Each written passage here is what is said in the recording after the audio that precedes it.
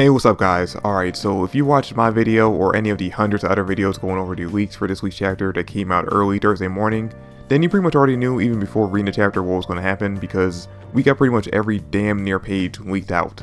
But even though we knew what was going to happen before reading the chapter, and we even before the leaks came out pretty much expected the fight to go down the way it did, I gotta say I still had a lot of fun reading this chapter because I enjoyed seeing exactly how these 7 captains went about trying to defeat Lucifer. Although I was disappointed that some characters I was hoping would get to shine in this chapter didn't really get to show off anything new or even ultimately had much of an impact in the fight, I still enjoyed the entire thing. And I also gotta say that, again, even though we all pretty much expected the fight to go down or end the way it did, I gotta hand it to Tabata for showing these characters the respect they deserve instead of just basically killing them off or basically paralyzing them.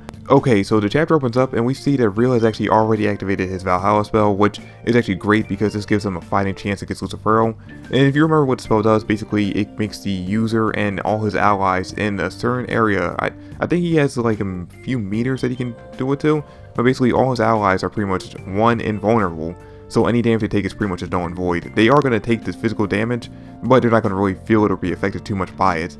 And 2, it gives them a huge power boost. Now, of course, the huge drawback is that any damage the characters take during the fight, once the spell deactivates, is just going to be doubled. So if anyone's on death's door by the time this fight's over, they're most likely not going to be walking out of this unless Mimosa can quickly get to them. But pretty much that is not going to matter to characters like Jack and Mario Leona, who are the first 2 to jump in and try to attack. And these are the 2 characters I would actually put as the strongest opponents for Lucifer to go up against because of the fact that 1, well, Mario Leona is just a beast, and throughout this entire arc, Hellfire Incarnate during the fight against the Great Ancient Demon was just shown to be very OP. And 2, with Jack's ability to basically cut magic that he's already absorbed into his blades, and considering the fact that he's already fought against Lucifer's magic kinda technically when he was using it through Dante, he should have an advantage against him when it comes to his gravity magic affecting him. But during the fight, the 2 of them really don't even get to land a single hit on Lucifer, because when the 2 of them jump in, they immediately realize that they can't cut him or burn him, and then Jack just easily gets taken out with 1 chop from Lucifer, while he's also holding Mario Leona's hand or arm in 1 hand, and then punches her lights out. But luckily enough, she actually gets caught by Nozel, who for some reason didn't even try to catch Jack or help him out. And then Lucifer does the most disrespectful thing he does this entire chapter, and basically just grabs Nozel by the face and just does what Ichigo did to Aizen during the end of their fight when he just threw him to the mountain.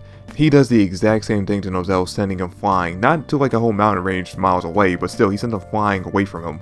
Then we have Salamander actually going in for an attack, and Lucifer just kind of tanks the entire thing. Like this is the only real attack that actually lands Lucifer the entire chapter, and he just tanks it. And then when Fugoleon goes in to land a punch, which completely confused the hell out of me why he even tried to do this. I mean, literally out of all the magic spells you have at your disposal, a punch is what you try to do against the King of Demons or King of Devils, who your sister couldn't stand a chance against. It kind of blew my mind if Fugoleon would be dumb enough to try to do this, but when he goes in for the punch, Lucifer just grabs Salamander through his mouth and basically just throws him on top of Fugoleon into the ground. Then we have Dorothy jumping in and she tries to throw a dream attack at him. I'm not exactly sure what she's doing right here, but she basically just gets swatted away as easily as the rest of them did. And that's pretty much what happens during the chapter. I mean, we have Charlotte and Real getting somewhat involved, but we see that they are easily taken out as well. And throughout the entire fight, Lucifer is just getting more and more pissed off because 1, he says that every attack they're throwing at him is pointless because he can't do any damage to him, even with Valhalla boosting their magical power immensely. And on top of that, he's just annoyed by the fact that these, as far as he's concerned, ants, peasants, are even trying to stand up against him.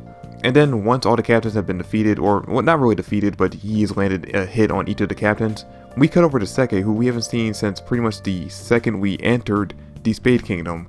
We see him on the ground just watching the entire fight, cowering in fear, saying, hey listen, if even these 7 of the 7 strongest captains, if even they can't land a single hit on this guy and actually do some damage, then we're pretty much all in a hopeless situation. And you know what, I mentioned in my spoiler video that one of the things I was looking forward to the most at the end of this arc was finding out how this guy survived and what he was doing the entire time. And I'm actually looking forward to exactly how he ends up spinning it when we get back to the Clover Kingdom in future arcs, assuming that this is not the end of Black Clover like some people think.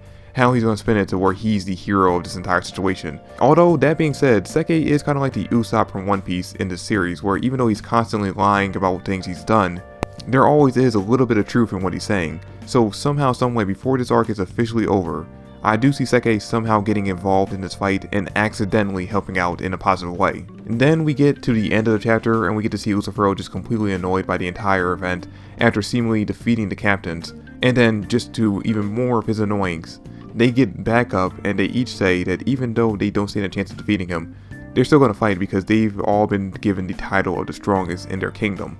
So pretty much just showing that the captains, no matter what, they're going to continue to get up as long as they're alive. And then while Lucifero is distracted with how annoyed he is with these 7 characters, Asa comes flying in from behind him, ready to land a sneak attack on him. Which obviously in the next chapter Lucifero is either going to catch with his hand again or basically just completely tank. But yeah, it's pretty much where the chapter ends. Now, like I said, we all knew going into this fight even before the leaks came out that the captains were not going to land any real hits on Lucifero. They might have done maybe a little bit of damage, maybe scratched him, but at the end of the day, he was going to win this fight very easily. And since we all knew that there was no way the captains were going to win this fight, I was really hoping Tabata would actually spend this chapter focusing on Nozel, Fugoyan, and Dorothy, and showcasing exactly how much stronger they gotten and what new techniques they learned over the 6-month time skip. Especially Dorothy, because we really only got to see her fight against herself during the Elf Resurrection arc. So I was really looking forward to seeing a showcase of what she can actually do in a fight, because the only real instance we got of this besides the fight against her elf version of herself was during the anime-only captain's fight. Not to mention, in this chapter, I was really hoping we would get a reveal of Fugoyan's Spirit Dive, and finding out that he actually achieved Saint Stage, but apparently we aren't going to get that just yet. I definitely think it's going to happen at some point, but we're not going to be seeing it in this fight anyway. Now, that being said, even though I didn't get to see exactly what I wanted to see in this chapter from the fight, I do like the fact that Tabata actually showed the captain some respect and then just completely massacred them. And Tabata could have easily did to them what Kishimoto did to the 5 Kages when they fought against Madara, or what Oda did to the 9 Scabbards when they were fighting against Kaido. But instead, he actually showed the captains some respect, and even though they did pretty much get thrashed throughout this entire chapter, they're still getting back up at the end of it and ready to continue to fight. And with Asa now catching his second wind and getting back into the fight before the remaining 3 minutes he has left, this fight has definitely gotten a lot harder for Lucifero to win. I mean, he's still definitely going to outmatch them, but it's going to be a lot harder for him to do it now.